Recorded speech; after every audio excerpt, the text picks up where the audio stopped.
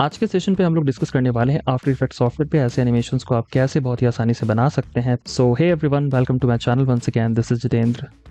सबसे पहले कंपोजिशन को सेट करना है 1920x1080, this is full HD size.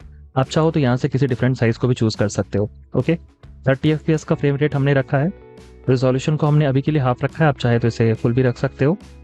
Okay, the next one is the duration that we can set to 20 seconds. In case if you want you can change that one, आप इसको ज्यादा कम भी कर सकते हो। ब्लैक हमने बैकग्राउंड रख लिया है। We can now click on okay. So यहाँ पे हमारे पास फुल एचडी एक साइज ऑफ स्क्रीन आ गया है। अब यहाँ पे मैं एक रॉकेट को यूज करने वाला हूँ, जैसे कि आप यहाँ पे देख सकते हैं, ड्रैग एंड ड्रॉप करके मैं लेके आ रहा हूँ। इस रॉकेट को आप डाउनलोड कर सकते हैं pngwing.com वेबसाइट से, जो कि एब्सोल्युटली फ्री है, आप चेक कर लीजिएगा। ओके, अब हमें क्या करना है, इसका एक कंपोजिशन बनाना है। जो मेन कंपोजिशन है उसका नाम चेंज कर लेते हैं, इसे हम नाम दे देते हैं मेन, ताकि हमें कंफ्यूजन ना हो।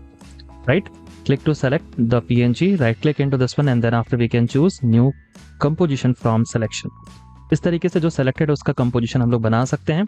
इसको rename हम कर देते हैं और rename हम करके रख देंगे rocket।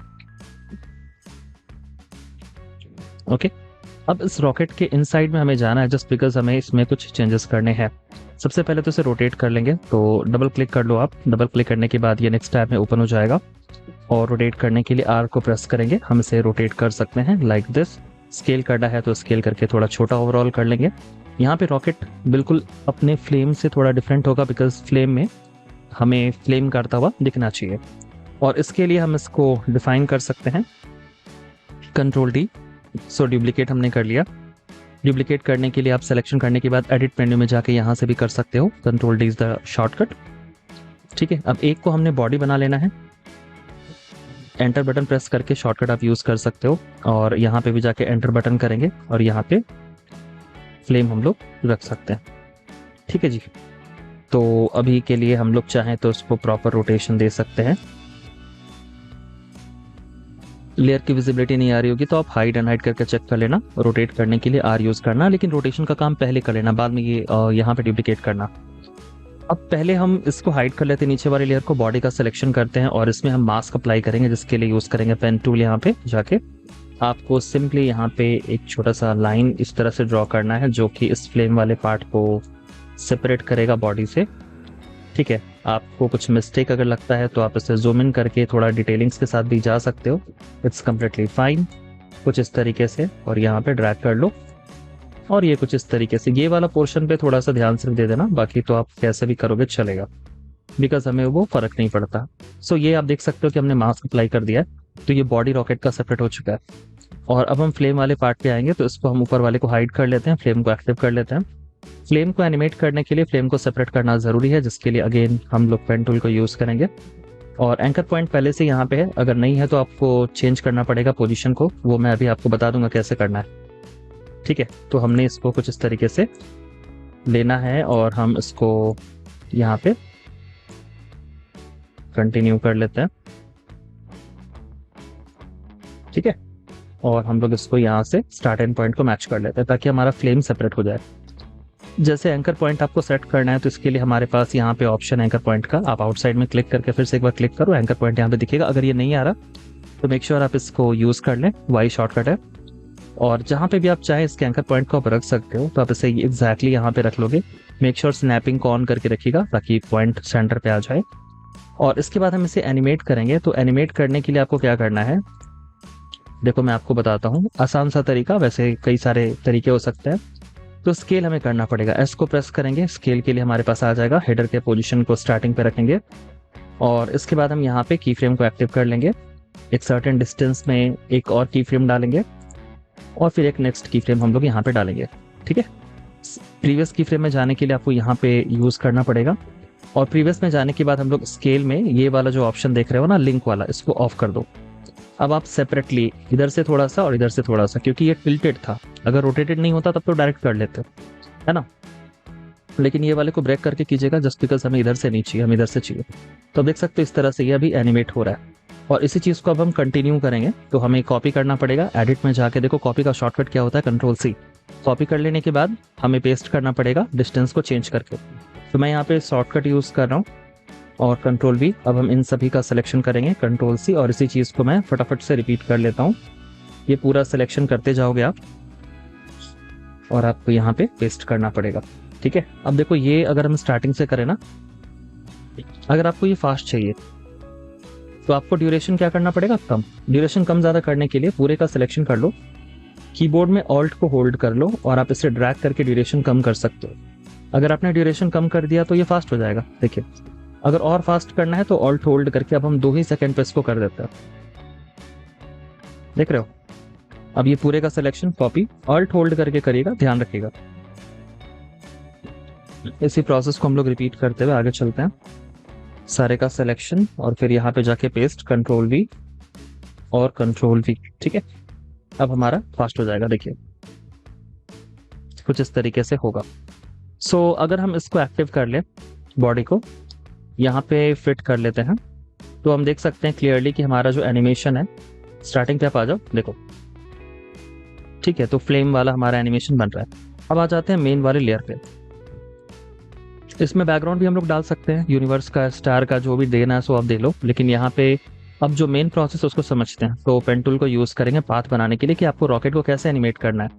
यहाँ पे इसके वैल्यू को आप चेंज कर सकते हो अगर आप चाहो तो, नहीं तो वैसे दिखाना तो है नहीं, तो आप इसे हाइट भी रखोगे तो चलेगा। सो आप रॉकेट, कैसा रॉकेट को पाथ देना चाहते हो, ठीक है, और फिर हम इसे यहाँ से आगे ले जाएंगे। तो कुछ ऐसा हमने पाथ बना लिया। अगर आपको चेंज करना है तो आप इसको चेंज कर लो जैसा भी आपको चाहिए। लाइक मैंने ऐसा कुछ बना लिया। थोड़ा आपको और अगर स्पेस चाहिए तो आप इसको कर्वेचर को मेंटेन कर लो एज पर योर नीड्स। ठीक है, ओके जी। तो ये वाला चीज आपने कर लिया पाथ। आप इसमें चाहो तो एंटर करके पाथ मेंशन कर दो। रॉकेट वाला जो हमारा कंपोजिशन है, इसे हम ड्रैग एंड ड्रॉप करके एग्जैक्टली यहाँ पे लेके आ जाएंगे। रॉकेट हमारा आ चुका है। अब हम रॉकेट को उठा के लेके चले जाएंगे स्टार्टिंग पॉइंट पे। ठीक है, और इसको हम चाहें तो रोटेट कर सकते हैं, तो रोटेशन आर शॉर्टकट होता है, इसको हम लोग रोटेट कर सकते हैं कुछ इस तरीके से। अभी हमें क्या करना है कि ये जो पाथ है, इस लेयर का सिलेक्शन करना है। इसको ओपन जब आप करोगे ना, तो देखो यहाँ पे ऑप्शन आपको कई सारे मिलेंगे, जिसमें से शेप के इनसाइड में पाथ मिलेगा। इसको ओपन करेंगे और ये सिलेक्शन कर लेंगे पाथ का, कॉपी करेंगे, शॉर्टकट यूज कर सकते हैं या फिर यहाँ से कॉपी। इसके बाद आपको रॉकेट का सिलेक्शन करना है, ओपन करना है, फिर से पोजीशन, क्योंकि हम पोजीशन को चेंज करना चाहते हैं ना, तो पोजीशन में सेलेक्ट करेंगे और पेस्ट यहाँ पे कर लेंगे। तो आप देख सकते हो वो स्नैप हो चुका है। लेकिन एक बार आपको रोटेट करना पड़ेगा रॉकेट को। एक बार हमने डायरेक्शन थोड़ा सा दे दिया, जैसे हमने, आप देख सकते हो फ्लो जा रहा है ना, तो फ्लो की तरफ हमने उसको दिखा दिया कि भाई इधर की तरफ से चले जाओ, right. So when we can use the space bar, we can see now here what happened. ये डायरेक्ट चला गया without rotation, control Z। Okay, देख रहे हो, लाइक दिस। सो पाथ तो हमारा स्नैप एग्जैक्टली हो चुका है, but here we have one requirement, we exactly need to rotate as per the path rotate. इस तरह से हमें रोटेट करना है, but make sure always keep in mind the anchor point is always in the centre of the rocket. ये हमने आपको बताया था यहाँ पे, the same thing that you can follow. What next to do actually, इसके बाद ये सब हो गया ना, select the rocket and then after go to the layer menu. Inside this we can find one option called transform. Transform is something through which you can instantly change the rotation and position, सब change करने के काम में आता है। We can find the last option that is called the auto orient. Auto orient मतलब auto rotation. Okay. Control Alt is the shortcut that also you can use over here. So when you click to this, वो automatically होगा, उसके लिए confirmation मांगेगा। We can enable this one, enable कर लो and then after click on OK. So when we do this, what happen? We have the rocket that is going to follow. एक बार और इसको ना यहाँ पे लाके अब एक बार फाइनली हम लोग रोटेट कर देंगे। हम लोग देखेंगे कि वो कैसे भाई जा रहा है। देखो एक बार हमने इसको और अच्छे से कर दिया, अब हम यूज करेंगे। तो अब आप देख सकते हो, ठीक है, जैसा हमारा पाथ, उसी के बेसिस पे ये रॉकेट हमारा अच्छे से रोटेट हो रहा है। And not only rotate but at the same time flame भी हमारा अप्स एंड डाउन्स हो रहा है। अब आपको ये थोड़ा स्लो चाहिए ना, you can drag and select all the key frames, hold alt from the keyboard, you can now drag it.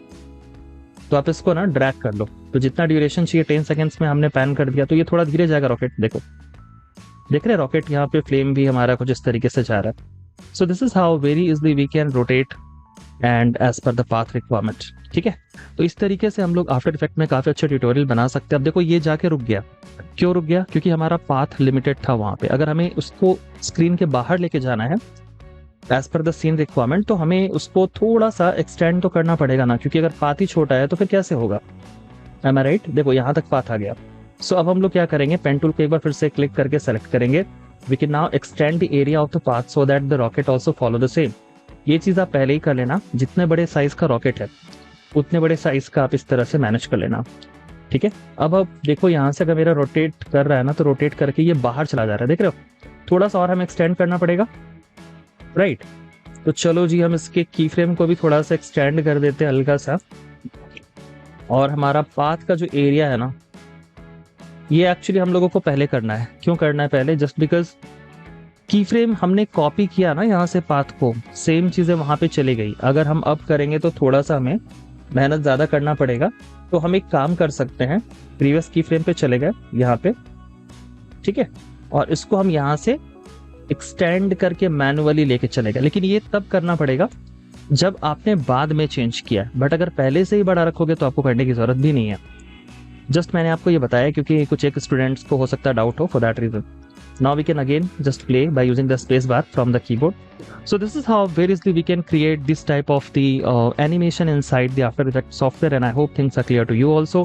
So you guys can also check my playlist में जाके देखो, बहुत सारे मैंने वीडियोस बना के रखे हैं सीरीज में After Effects से related. In case if you are interested to learn more regarding this one, you can also message me, like करें वीडियो को, शेयर करें, पहली बार चैनल पे हैं तो सब्सक्राइब करें इस तरह के वीडियो ट्यूटोरियल को पाने के लिए। So that's all for today.